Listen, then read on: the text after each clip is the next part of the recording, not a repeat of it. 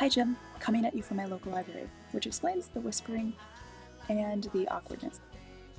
Also, you'll notice I'm in the children's section because I figure they're a little bit more permissive. It doesn't say quiet everywhere. Question 1, what's the latest book that I read?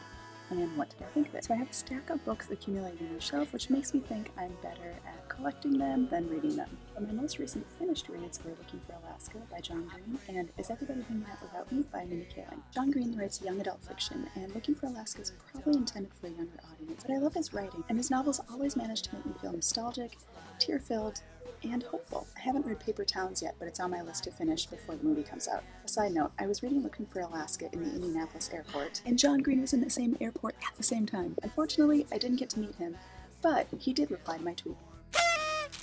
Moving on to Mindy's book, I fangirl over comedians like Tina Fey, Amy Poehler, Mindy Kaling, and Amy Schumer. I love the nuanced commentary they make on society, and they're just damn funny.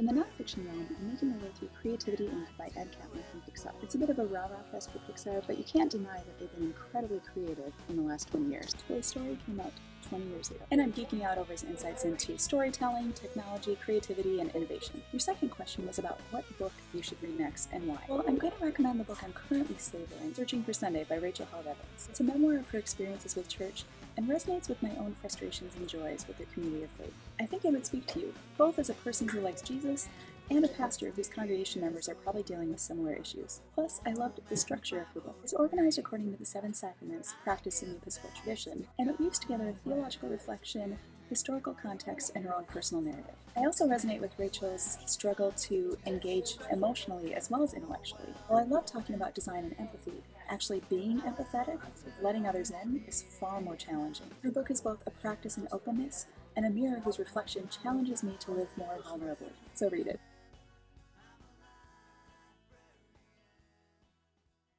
On to question 3. If I could go on a pilgrimage to anywhere at any time in history, where would I go and when? My gut response is to go to the early 1800s in Vienna to hear Beethoven's first symphonic performances. Beethoven began to lose his hearing at age 26, and I have tinnitus, which means my ears constantly ring, but I can't imagine being a composer facing deafness. In the depths of his depression, Beethoven moved outside Vienna to a town called Heiligenstadt, where he tried to hide his hearing loss. He contemplated suicide, and wrote about his despair to his brothers in a letter now called the Heiligenstadt Testament. Here's a translation of the key section. What a humiliation when one stood behind me and heard a flute in the distance, and I heard nothing. Or someone heard the shepherds singing, and again, I heard nothing. Such incidents brought me to the verge of despair, but little more, and I would have put an end to my life. Only art it was that withheld me. It seemed impossible to leave the world until I'd produced all I had felt called upon me to produce. And so I endured this wretched existence. These symphonies followed, even as Beethoven's deafness progressed to the point that he was still conducting bars of the Ninth Symphony after the orchestra had finished the work. One of the singers had to turn Beethoven around to hear the audience cheering and waving their hats and handkerchiefs behind him. So that's when and where I would go, to experience the power of music that compels a person,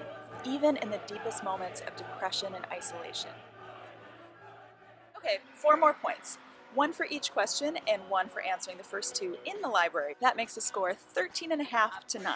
Which brings me to your questions. This time with an option not just for a bonus point, but a bonus point and extra credit. Question 1, who is your favorite fictional character and why? Question 2, paper or digital? Initially I was thinking in terms of books and reading, but you can interpret this question however you like. Question 3, what will be the title of your first book and what will it be about? Now to the bonus point and extra credit options. Since the library could be considered a third space or a third place, you get a bonus point for answering these questions in your favorite third place, as in not home, not work, but a social environment that can contribute to civic engagement and sense of place. And your extra credit is if you get a stranger in that third place to answer 1 or more of these questions and you include it in your video. That's a wrap on this Bicoastal Curiosity.